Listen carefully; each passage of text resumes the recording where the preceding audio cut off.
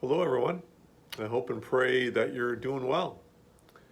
I don't typically sleep in that much, especially in the summertime.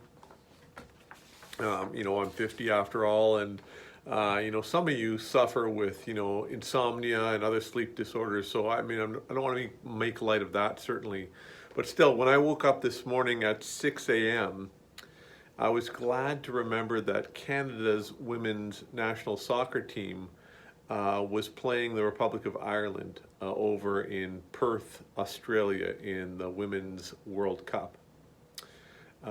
So, because it's in Australia, they had a super early game start, somewhere around 5 a.m. And, so I turned on the TV. I turned the volume way down. Everybody else was sleeping in the house. It was the beginning of the second half when I turned things on, and the score was tied 1-1. Anyways, you can probably see that's why I'm wearing my Canada soccer hat. Anyways, beginning of the second half, score tied 1-1. Around 6:15 or 6:20, Canada scores and takes the lead. Nobody being awake at my house, I had to stifle my cheering and enthusiasm for Canada. And so I took the couch pillow and I yelled into this couch pillow. And it seems to me that that kind of enthusiasm, that stifled enthusiasm, was probably fitting for this morning and probably appreciated by my family. But it made me think a little bit about what happens when Jesus comes into Jerusalem as king. We mark that as Palm Sunday, right? Just at the beginning of Holy Week before Good Friday and Easter. And there's this whole crowd that's yelling and cheering. And if we look it up in Luke 19, we see that the whole crowd of disciples began joyfully to praise God in loud voices for all the miracles that they had seen. And this is what they yelled: "Blessed is the King who comes in the name of the Lord, peace in heaven and glory in the highest."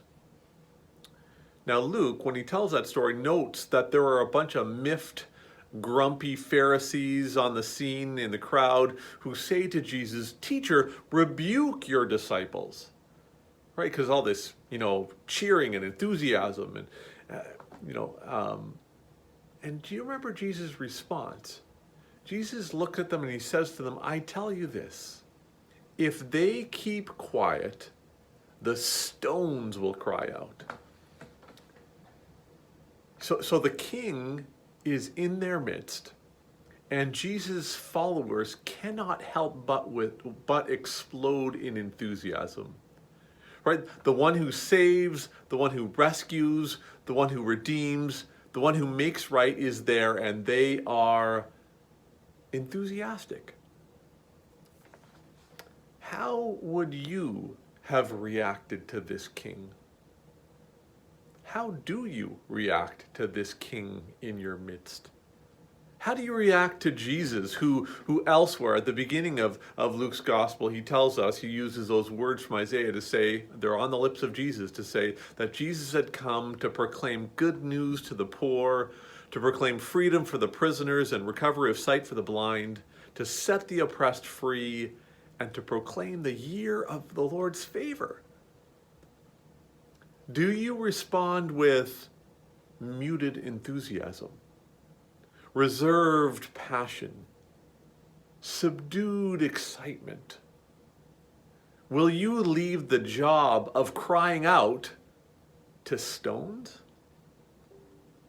Or will you join the crowd of disciples and joyfully praise God in loud voices for all the miracles you've seen? Blessed is the King who comes in the name of the Lord. Peace in heaven and glory in the highest. The peace of Christ be with you all.